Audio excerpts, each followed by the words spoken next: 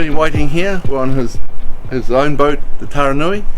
Tony's going to talk us through his experiences with Yanmar and on the boats he's had. So this boat's a Whiting 47, Yep. and this boat was a plug for the mole that we built in 1974. And I helped build this boat in 1974 for an American client, and he sailed it pretty much around the world and came back to Fiji. I was lucky enough to buy it, but he wanted to sell it. So we've had this boat since 2007. When it came up, I said, it's magical. The only issue it had was engineering.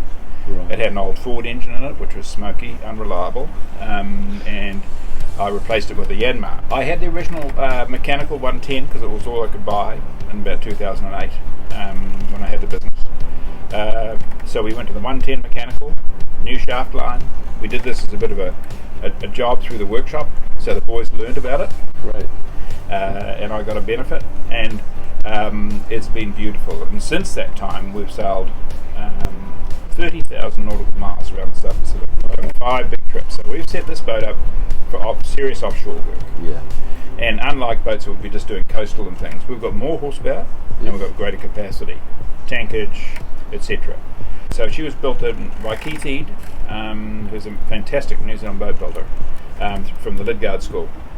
Triple skin kauri, hard kauri, over laminated frames and ring frames, all built to a Lloyd specification. Beautiful. So it's 18 tons, so it's a serious offshore boat, thin keel. She's a fast cruiser. But we set it up with seats back here so it's comfortable at sea, and we've been through some wild conditions in this boat. It's never faltered. It has never faltered.